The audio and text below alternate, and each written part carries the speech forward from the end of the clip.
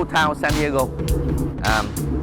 Hiện nay thì Vân Sơn đang đứng ở một cái thành phố cổ của San Diego, có nghĩa là thành phố cũ của San Diego. Nơi đây 10.000 năm trước, các nhà khoa học đã tìm ra dấu vết của những người thổ dân Nam Mỹ đã sống ở đây rồi. Nhưng mãi đến năm 1542 thì người Tây Ban Nha họ mới mang quân, mang tàu thuyền qua chiếm khu đất này làm thuộc địa của họ. Và từ đó họ xây nên cái thành phố San Diego này. Ở nơi đây, hiện tại nơi đây vẫn còn những dấu tích của quân đội Tây Ban Nha và người Tây Ban Nha. Họ đến đây, họ xây dựng những cái ngôi nhà, những ngôi làng hay là những cái nhà thờ cổ vẫn còn ở thành phố Old Town San Diego này. Và ngày hôm nay chúng ta có mặt ở Old Town San Diego để chúng ta đi thăm viếng lại những di tích mà do người Tây Ban Nha và người Mexico họ đã xây dựng vào khoảng năm 1522 cho đến bây giờ.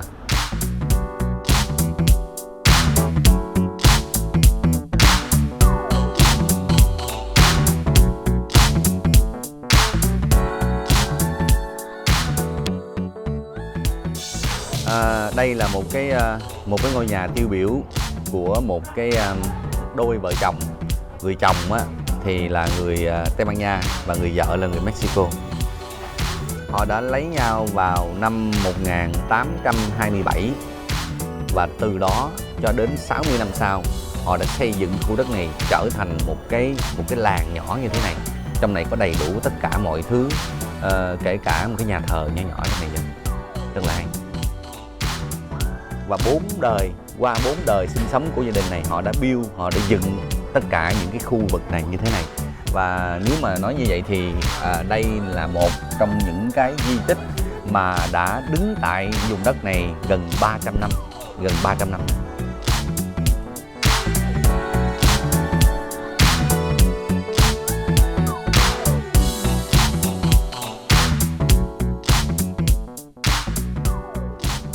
Đây là một trong những căn phòng mà của cái dòng họ đã xây dựng nên cái làng nhỏ này ở, và tất cả những cái dụng cụ, những cái đồ đạc của họ vẫn còn giữ nguyên đó.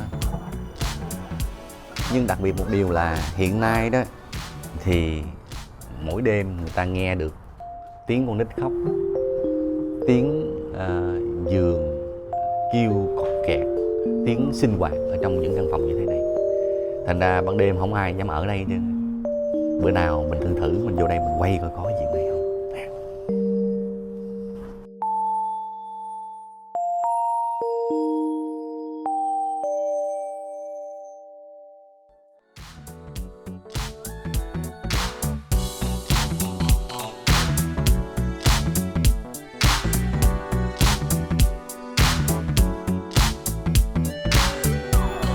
Bây giờ chúng ta xay lúa mạch hay là chúng ta xay bắp chẳng hạn, chúng ta dùng những cái máy dụng cụ tân tiến để chúng ta xay. Nhưng mà hồi 200-300 năm trước đó thì tất cả những cái dụng cụ để mà xay lúa mạch, để làm bột, làm bánh mì hay là xay tất cả mọi thứ thức ăn đó, là phải dùng những cái như thế này. Đây là những cái cối xay hồi xưa, giống như Việt Nam chúng ta vậy. Hồi xưa Việt Nam chúng ta có cối xay bằng đá đó, xay như này. Thì người Tây Ban Nha, người Spain họ đã xay thức ăn, họ xay bột mì, họ xay tất cả mọi thứ bằng những cối xay như thế này. Và khi mà họ nướng bánh mì, nhồi bột nướng bánh mì thì họ nướng trong những cái lò như thế này. Đó, đốt củi này nè, bắt đầu đi bỏ vào đây nướng bánh mì, nướng bột, nướng bánh. Hay là ở đây giống cái lò nướng pizza. Pizza là của người Ý thì chắc có lẽ không phải là nướng pizza, nhưng mà nướng bánh mì nằm trong này, nướng bánh, nướng đồ nằm này. Chứng tỏ là hồi xưa gia đình này giàu dữ lắm luôn. Đây là một gia đình mà như người Việt Nam chúng ta nói là phú hộ ở trong cái làng. Nhìn cái cách trang trí cái khu vực ăn uống của họ thôi thì chúng ta cũng hình dung được những cái gia đình hồi thời xưa. Theo dõi qua những cái phim ảnh tài liệu thì chúng ta biết được đây là một gia đình rất là giàu có, và họ phân biệt giai cấp như thế nào. Cha ngồi ở đâu, con ngồi ở đâu, dòng họ anh em theo cấp bậc ngồi đàng hoàng, theo từng cái ghế khác nhau, chứ không phải là ai muốn ngồi đâu ngồi, ai muốn ăn gì ăn. Và cách sắp xếp cái dĩa, cái bàn thức ăn của họ cũng vậy. Chứng tỏ đây là một gia đình có quyền lực và giàu có vào thời đó. Nhưng mà 300 năm sau thì như thế nào? tất cả mọi người đi hết để lại như thế này, hình ảnh cho hậu thế xem chơi thôi chứ không làm gì hết ha. Thành ra thôi bây giờ chúng ta có gì trong cuộc sống của chúng ta vui chơi hưởng đi, đừng có làm cho cố để lại rồi giờ ta vô để chụp hình thôi chứ không ai làm được gì đâu nhé. Ok.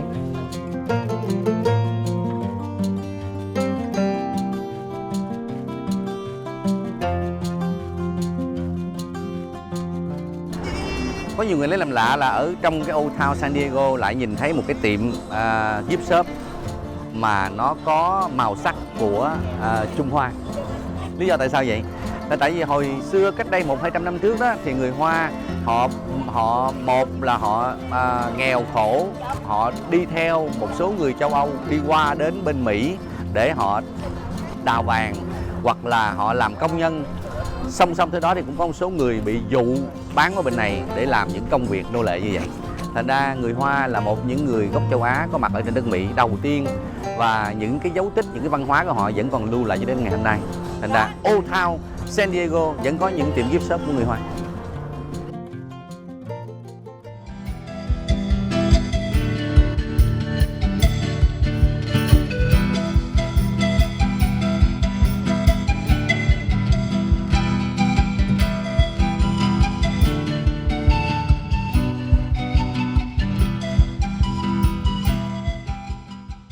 Đây là một cái nơi bán những cái đồ lưu niệm khi mà du khách đến thăm Old Town San Diego.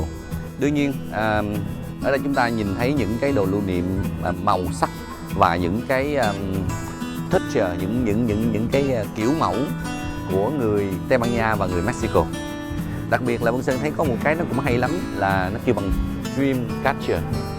Cái này đó theo truyền thuyết họ nói là nếu mà chúng ta mang cái này và chúng ta để trên đầu giường thì chúng ta sẽ không còn thấy những cơn ác mộng nữa, mà chỉ nhìn thấy những cơn mộng thật đẹp thôi.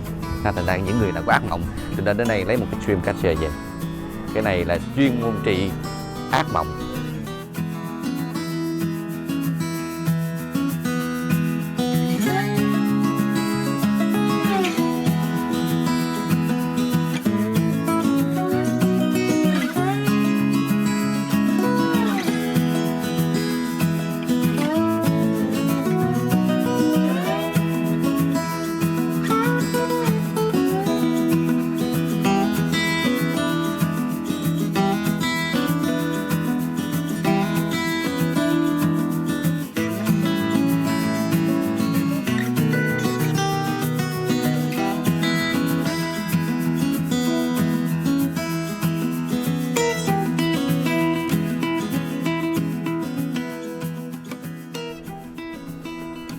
Hay lắm, chỗ này hay lắm.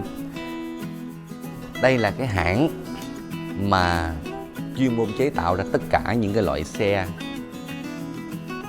mà không phải là xe có động cơ mà là xe ngựa. Từ những chiếc xe ngựa chuyên chở hành khách cho tới những chiếc xe ngựa cho những công ty chính phủ Mỹ vào thời đó, thí dụ như là những chiếc xe cho US Mail, cho bên Pacific, cho bên bưu điện, cho bên những cái hãng mà bưu điện tư nhân chẳng hạn, những cái chuyên chở về đưa thư hoặc là bưu kiện hồi thời đó như là Wells Fargo. Wells Fargo có hồi hơn 150 năm trước, và vào thời đó thì đây là cái hãng mà chuyên môn sản xuất những chiếc xe ngựa như vậy. Kể cả những chiếc xe thồ hồi thời mà chưa có xe lửa ha, thì người ta chuyên chở vật dụng ở dưới sông thì người ta đi bằng ghe, bằng thuyền, còn ở trên bờ thì đi bằng ngựa thồ, và những cái xe thồ nó bự và lớn như thế này. Bên này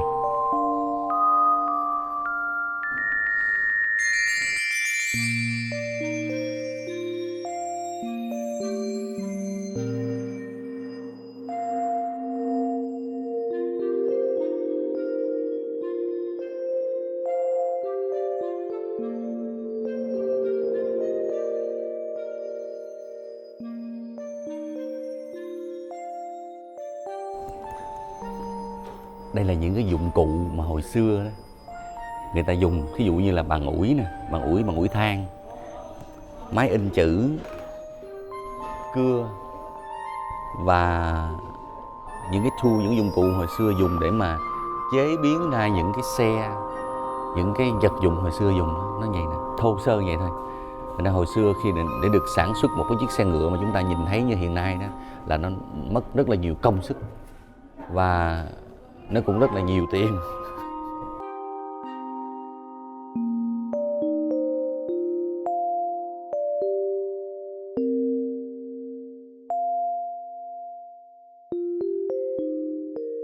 Đây là những cái yên ngựa mà ở ngay cái hãng này họ đã sản xuất ra, giữ lại. Hiện nay thì cái công nghệ mà để sản xuất những yên ngựa như thế này đó nó dễ dàng hơn và làm có thể đẹp hơn nữa. Nhưng mà chúng ta hãy nghĩ ngược lại vào khoảng thời 200-300 năm trước mà đã sản xuất được những yên ngựa với những cái hoa văn như thế này rồi, thì đây là cả một kỳ công rất là lớn. Và những cái người thợ vào thời đó phải tinh tế, phải giỏi vô cùng mới làm được như vậy. Có những cái yên ngựa họ làm toàn bằng da không, mà có đệm, có lót mút, có lót đệm ở dưới. Và có những cái yên ngựa thì không có bằng da, bằng gỗ. Đó, những cái ngựa như thế này nè mà cởi là chết luôn, cả ngày là chết luôn. Giống như ngồi ghế gỗ vậy đó, ngồi cả ngày sao chịu nổi, mà nó còn cởi dưới.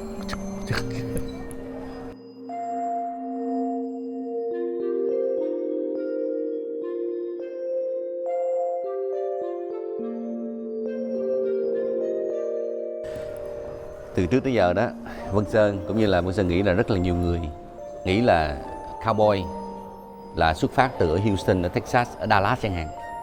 Nhưng mà không phải, ngày hôm nay đi đây là mới biết được nè, là 50 năm trước khi mà cowboy ở Dallas, ở Houston xuất hiện thì ở California, ở vùng này nè, cowboy của Mỹ là xuất phát từ đây. 50 năm sau đó thì tất cả những cái cách ăn mặc nè, cách trang phục nè, cách đi ngựa nè, cách đội nón nè, cách quần áo nè, da nè, súng ống nè, tất cả mọi thứ coi như là thời trang, kể cả tiếng nói đều phát xuất từ ở những người cowboy ở California. Thì từ đó mới đi khắp nước Mỹ, kể cả qua Houston, qua Texas, qua tất cả mọi nơi trên thế giới. Cowboy là ở California nha. Houston, Texas, Dallas đừng có dành mình là cowboy nha. Cowboy là ở California. Ok.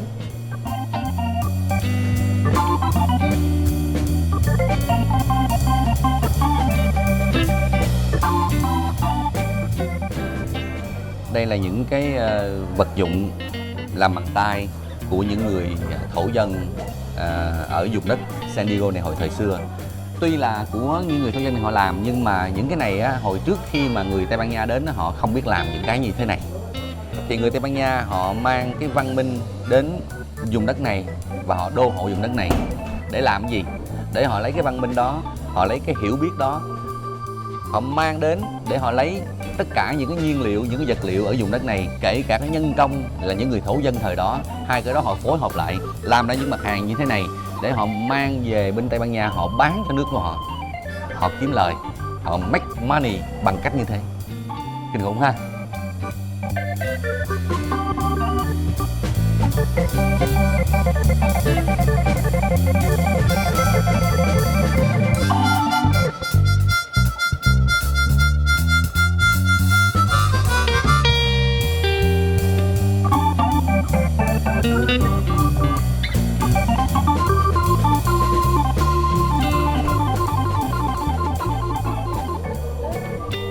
Ok, đây là cái ATM machine của Wells Fargo Bank hiện nay, nhưng mà không có ai biết được là hơn 150 năm trước Wells Fargo là một công ty vận chuyển, giống như ngày hôm nay là UPS, FedEx hay là DHL vậy đó, chuyên môn vận chuyển những hàng hóa, nhận hàng, bảo đảm và chuyển qua từ tiểu bang này qua tiểu bang khác, thành phố này qua thành phố khác. Công ty vận chuyển Wells Fargo bây giờ trở lại là Wells Fargo Bank. Vào thăm viếng hồi xưa 150 năm trước Wells Fargo như thế nào. Okay.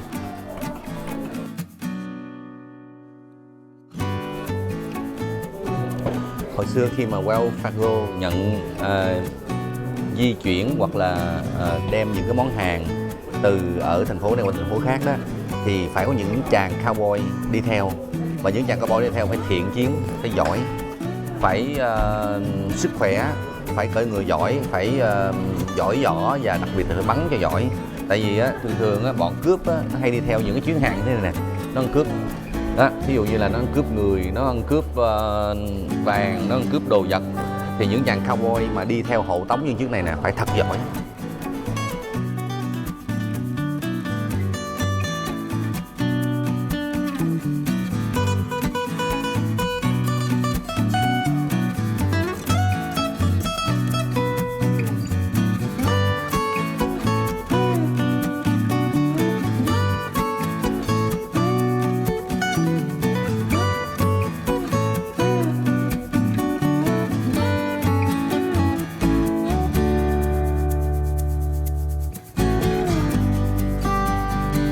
Đây là những cái thỏi vàng thiên nhiên mà người dân San Diego hồi xưa họ đãi được, họ đào được ở trong những cái hầm mỏ như thế này.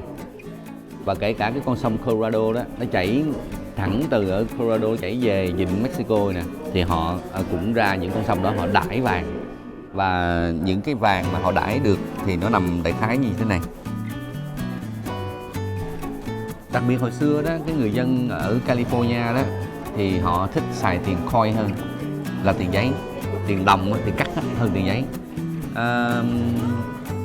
Họ giải thích là cái tiền đồng của người California, của người Mỹ và cái tiền đồng của người Mexico nó gần gũi với nhau.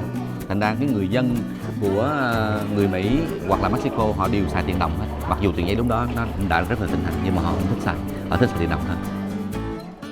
Đây là những cái dụng cụ nè, những cái dụng cụ xẻng nè, khoan nè, sắt, tất cả mọi thứ nè, đồ đãi vàng nè. Đây là tất cả những cái thứ này, dụng cụ này. Cái người công nhân hồi xưa lúc nào họ cũng có những dụng cụ này để họ đi đào, đi cuốc và đi đãi vàng. California là nơi có vàng nhiều lắm. Hiện nay cũng còn rất là nhiều vàng. Hồi xưa đó là người Spain đó, họ đã lấy rất là nhiều vàng và họ gom góp, họ chôn giấu ở nhiều nơi khác nhau. Hiện nay thì cũng có rất là nhiều người đi tìm những cái mỏ vàng của người Spain hồi xưa, họ chôn giấu, họ cất ở California.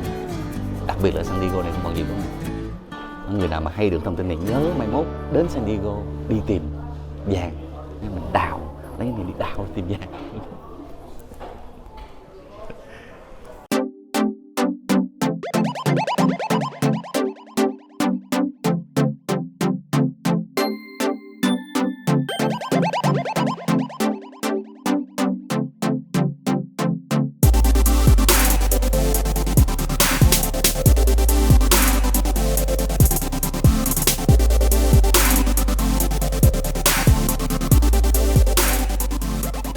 Đây là con tàu lớn nhất thế giới vào năm 1945. Bởi vì con tàu này nó được xây dựng, nó được dựng lên, nó được làm lên để phục vụ cho đệ nhị thế chiến World War II. Và bây giờ mời quý vị theo chân Quân Sơn chúng ta bước lên thăm mấy con tàu được mang tên là USS Midway.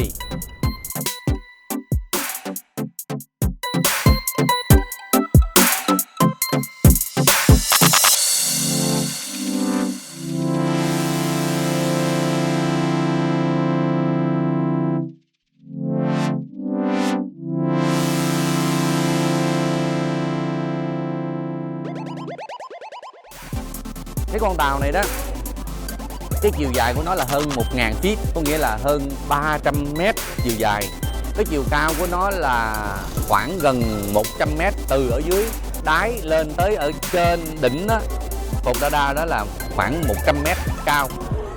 Cái con tàu này nó có thể nó chứa được 80 chiếc máy bay, 50 chiếc xe tăng, hàng ngàn những chiếc xe con nhỏ nhỏ, kể cả 6 con tàu chiến nhỏ trong lòng của nó. Đây coi như là một trong những con tàu lớn nhất thế giới của năm 1945. Năm đó nó được xây dựng, nó được làm nên để phục vụ cho cuộc chiến World War II, cuộc chiến thế giới thứ hai.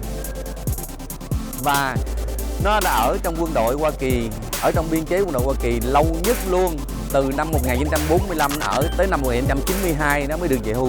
Và hiện nay nó đang nằm ở đây, ở cảng của San Diego, để trở thành một cái museum, trở thành một cái nơi mà để cho người ta đến, người ta nhìn thấy nó, người ta được bước nó, người ta chạm tới nó. Chứ hồi xưa thì đừng hòng, Hồi xưa đây coi như đây là một trong những công cụ chiến tranh đắt giá nhất của Mỹ. Hồi năm 1945, có nghĩa là cách đây khoảng chừng 70 năm trước đó, mà nước Mỹ đã bỏ ra hơn 200 triệu đô để xây dựng nó lên. Thì ngày hôm nay nó hơn cả tỷ đô. Và cho tới ngày hôm nay cũng vậy, nó vẫn là một trong những chiến hạm mang được nhiều chiến tích oai hùng nhất đến cho quân đội của Hoa Kỳ. Và đặc biệt là cái chiến hạm USS Midway này, nó cũng đã từng tham gia vào những cái công cuộc từ thiện, như là giúp cho người Việt tị nạn sau biến cố năm 1975, họ rời đất nước Việt Nam đi bằng những con tàu đó, thì chiến hạm này nó cũng đã vớt được rất là nhiều người tị nạn vào thời đó. Hay lắm. Chỉ có một tầng thôi, bây giờ chúng ta đi theo Vinh Sơn để đi tham quan những tầng khác nữa. Đây chỉ mới một tầng thôi.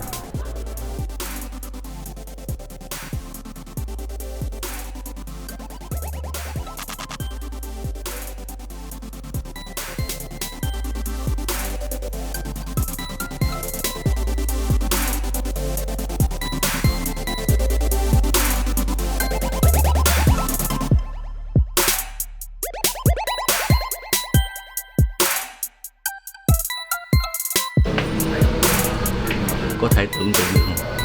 Không thể tưởng tượng được là ở dưới một cái battleship như vậy lại có một cái nhà thờ. Họ lo cho cái tinh thần của người chiến sĩ tới vậy nè. Xem không?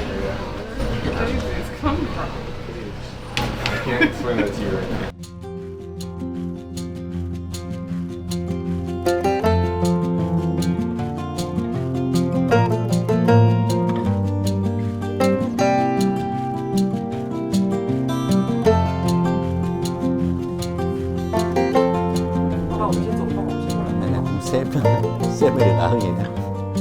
Đây là tất cả những cái phòng của những người lính phục vụ trên chiếc tàu này, chiếc hạm này.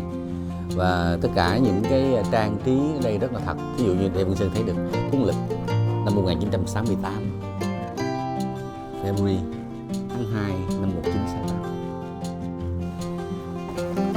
Mình có thể mình tưởng tượng thôi.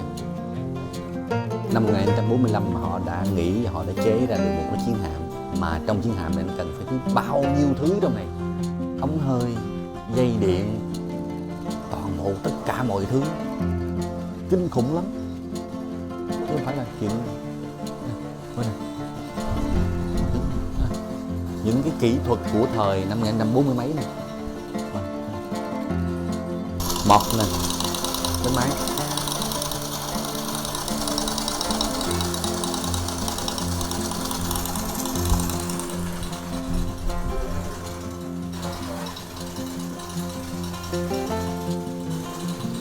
Cái này không có. Cái này thời đó không có. Bốn mấy không có cái này. Cái này là phải tới năm 80 mấy mới có nè, tới mới có video nè. Okay. Phải lên máy. Mấy cái này cái năm khoảng năm 90 mới có mấy computer được.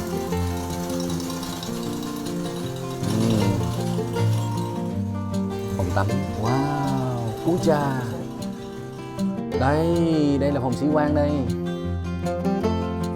Ui trời ơi, phòng khách nữa nè.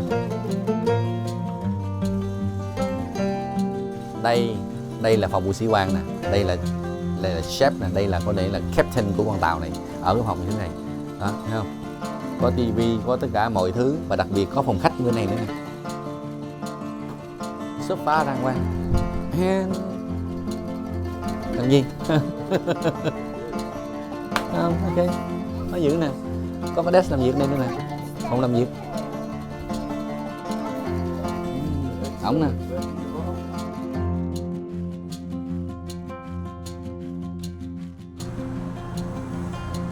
Như là nhà hàng 5 sao luôn ha.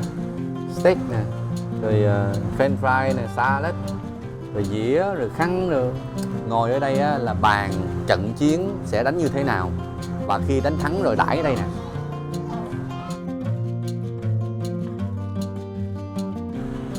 Không phải là muốn cho ăn cái gì ăn ở đó, ok? Phải có menu đàng hoàng, thấy không?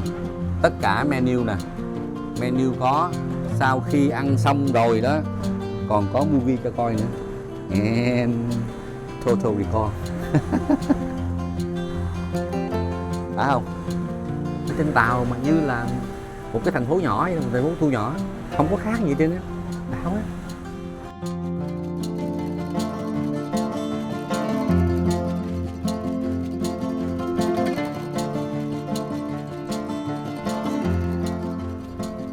Máy giặt hồi thời xưa này, 5.140 mấy mà chế ra những máy giặt như thế này rồi.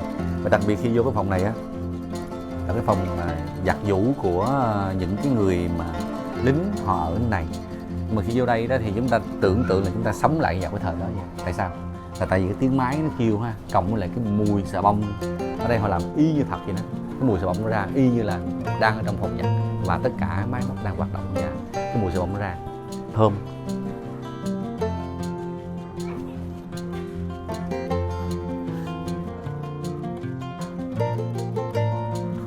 Tưởng tượng nổi không? Có nhà mai trong này luôn, kinh khủng quá. Có kể cả cái nhà mai trong này luôn, quá trời đất.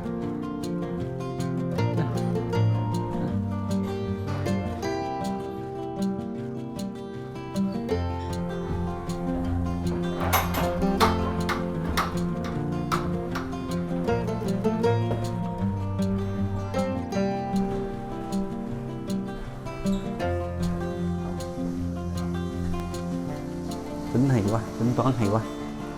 Restroom nè, toilet nè.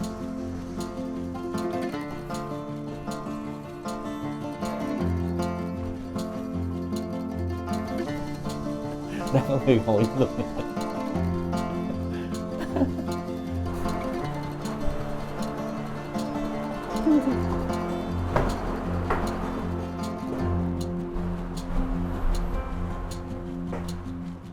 Officer.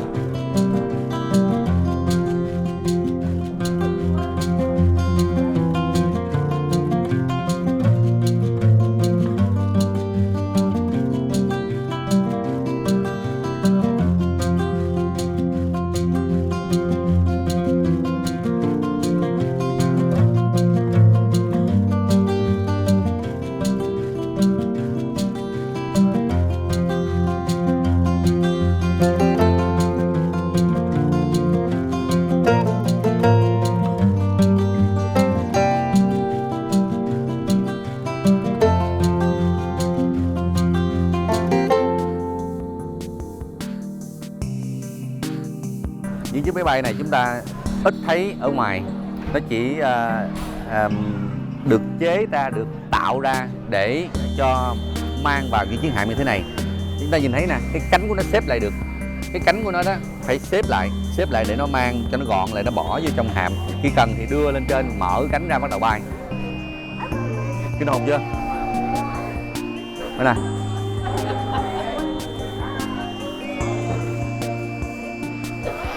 Cánh cụp lại ha. Ông Sydney Summer, ông đã lái chiếc này và tham gia những cái trận chiến như thế này, Quân chương, và đây là những trận chiến tham gia. Cái chiến này á, là nó được phục vụ trong hạm đội 7 của Hoa Kỳ, có nghĩa là cái chiến này nó nằm ở bên biển Thái Bình Dương. Thành ra ông này, ông lái chiếc máy bay này, ông đi đánh những cái trận này là những cái trận mà giống như là đi đánh bên Trân Châu Cảng nè, đi đánh bên Nhật nè, Triều Tiên nè, và những cái trận ở bên châu Á. Đây là những cái tên. Okinawa, thấy không? Ghê chưa? Máy bay bình thường là được cất giấu dưới này nè, cất dưới hầm này nè. Khi mà cần thiết đó thì tất cả máy bay đưa ra đây, đẩy ra ngoài đó, bắt đầu nâng lên trên. Đây là cái nơi mà tất cả những cái máy bay chứa trong hầm phía trong á, khi cần thiết thì đẩy ra ngoài này, đẩy ngoài này, từ đây mới đưa lên trên á, để chúng ta chuẩn bị cất cánh bay ở trên. Kinh hồn quá. Hồi xưa cách đây 70 năm trước mà họ đã tính được những cái chuyện như thế này rồi. Thành ra quân đội hùng mạnh là nó một cái điều mà không có gì đáng nói, không đáng ngạc nhiên chút xíu nào hết.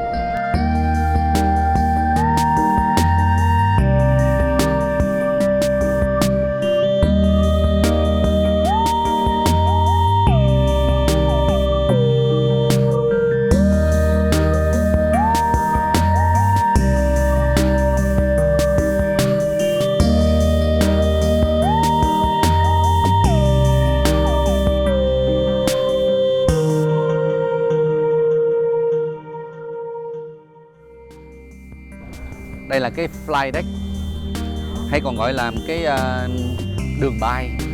Cái đường bay để cho tất cả những cái chiến đấu cơ của chiếc hạm USS Midway này từ ở dưới lòng hạm đưa lên trên cái đây flight deck để họ bắt đầu cất cánh phục vụ cho những cái mission.